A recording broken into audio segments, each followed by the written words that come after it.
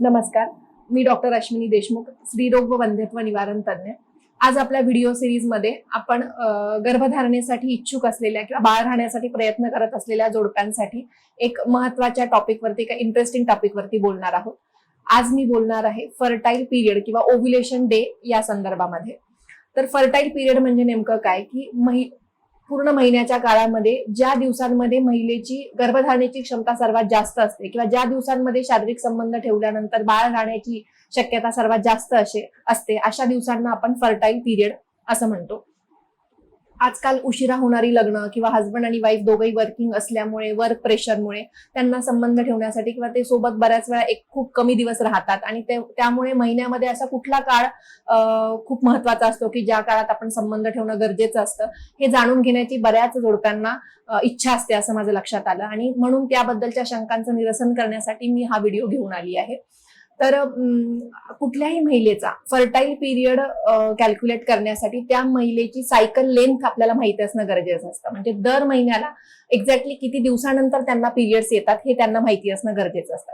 आता फिजिओलॉजिकली आपण बघायला गेलं तर युजली महिलांना 28 दिवसांनी पिरियड्स येतात, परंतु 21 दिवसापासून ते 35 दिवसापर्यंतही ज्या महिलांना पिरियड्स येतात त्यांचे सायकल किंवा त्यांचे पिरियड्स रेग्युलर आहेत असंच आपण म्हणतो.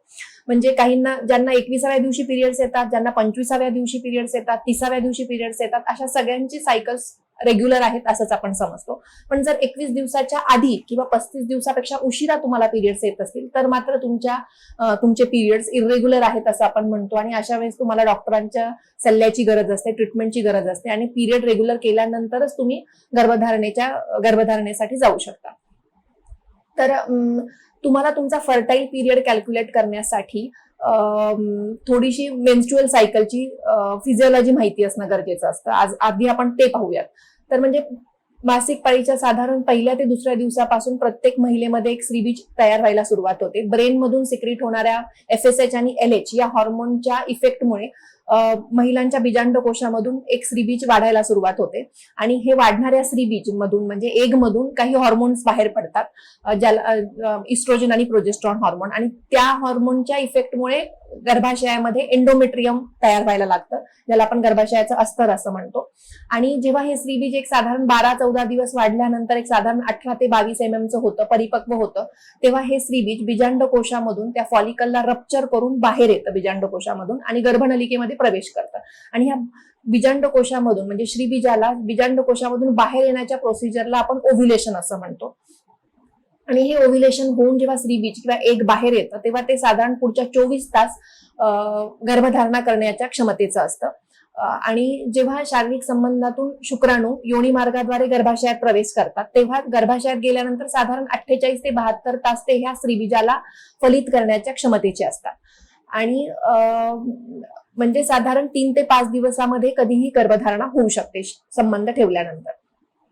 आता प्रत्येक महिलेचा ओव्ह्युलेशन डे हा वेगळा असतो आणि त्याच्यावरूनच त्यांची सायकल लेंथ ठरते. परंतु ओव्ह्युलेशन झाल्यानंतर पिरियड येण्याची तारीख मात्र फिक्स असते. म्हणजे ओव्ह्युलेशन झाल्यानंतर 14 दिवसांनंतर त्या महिलेला पिरियड्स येतात, हे फिजिओलॉजिकली फिक्स्ड असतं आणि त्याच्यावरून मग आपण आपला फर्टाईल पिरियड कॅल्क्युलेट करू शकतो. म्हणजे बघा, साधारण जर महिलेला 30व्या दिवशी पाळी येत असेल प्रत्येक महिन्याच्या, तर 30 - 14 म्हणजे 16व्या दिवशी त्या महिलेचं ओव्ह्युलेशन होतं असं आपण म्हणतो. म्हणजे 16व्या दिवशी तिचं ओव्ह्युलेशन होतं. आता ज्या महिलेला 25व्या दिवशी पाळी येते तिचं 25 - 14 म्हणजे 11व्या दिवशी ओव्ह्युलेशन होतं असं आपण गृहीत धरतो. म्हणजे 11वा दिवस हा तिचा ओव्ह्युलेशन डे असतो. परंतु मी तुम्हाला आधी सांगितल्याप्रमाणे की स्त्रीबीज बाहेर आल्यानंतर बीजांडकोशामधून म्हणजे ओव्ह्युलेशन झाल्यानंतर ते स्त्रीबीज 24 तासांकरता फलित होण्याच्या क्षमतेचं असतं आणि संबंध ठेवल्यानंतर शुक्राणू हे साधारण 48 ते 72 तास स्त्रीबीजाला फलित करण्याच्या क्षमतेचे असतात. आणि प्रत्येक महिलेला ही 25व्या दिवशीच पिरियड्स येतात असं नाही. कधी 2-3 दिवस मागे किंवा 2-3 दिवस पुढे हे पिरियड्स जाऊ शकतात, जे अगदी नॉर्मल असतात. आणि म्हणूनच आपले पिरियड्स 30व्या दिवशी येतात म्हणून आपला ओव्ह्युलेशन डे हा 16वा आहे आणि म्हणून 16व्या दिवशीच संबंध ठेवायचे असं नाहीये. तर फक्त ओव्ह्युलेशन डेच्या दिवशी तुम्ही संबंध ठेवू शकत नाही, तर तुम्हाला एक फर्टाईल विंडो किंवा फर्टाईल पिरियड लक्षात घेणं गरजेचं असतं आणि त्या दिवसांमध्ये साधारण तुम्ही संबंध ठेवणं गरजेचं असतं.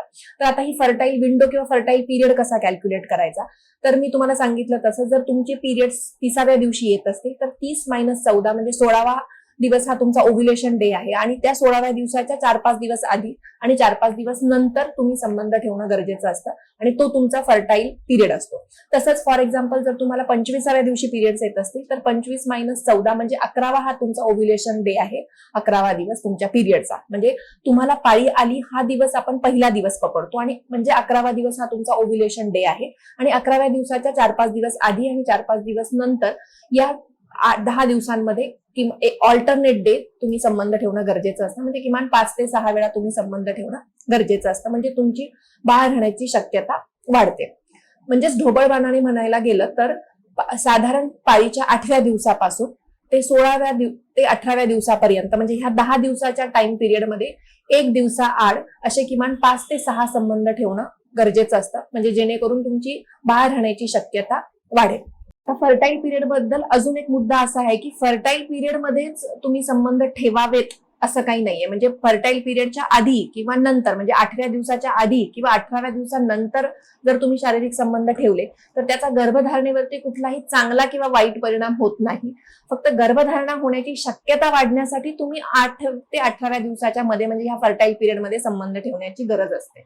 परंतु याही पुढे मी जाऊन सांगेल की हा व्हिडिओ फक्त तुम्हाला तुमच्या फर्टाईल पिरियडची आयडिया देण्याकरता होता, पण शारीरिक संबंध ठेवणे किंवा गर्भधारणा होणे ही एक नॅचरल आणि इमोशनल प्रक्रिया आहे. त्याला तुम्ही फार मेकॅनिकल किंवा एका टाइम पिरियडमध्ये बाउंड नाही करू शकत. ती तुम्ही जितकी नॅचरली जितकी प्रेमपूर्वक कराल तेवढ्या लवकर तुम्हाला गर्भधारणा होईल, तेवढ्या लवकर तुम्हाला गुड न्यूज मिळेल. फक्त यावरून तुम्ही तुमच्या फर्टाईल पिरियडची आयडिया घ्यावी एवढंच मला अपेक्षित आहे. याबद्दल तुम्हाला काहीही शंका असतील तर तुम्ही कमेंट बॉक्समध्ये मला कळवू शकता. आणि या दिवसांमध्ये जर संबंध ठेवून म्हणजे असे फर्टाईल पिरियड कॅल्क्युलेट करून तुम्ही जर संबंध ठेवले आणि असं 4 ते 6 महिने प्रयत्न करूनही जर तुम्हाला गर्भधारणा होत नसेल तर मग तुम्हाला डॉक्टरकडे जाऊन डॉक्टरांचा सल्ला घेण्याची आवश्यकता आहे. तर माझा हा व्हिडिओ तुम्हाला आवडला असेल तर नक्की लाईक करा, सबस्क्राईब करा आणि शेअर करा. धन्यवाद.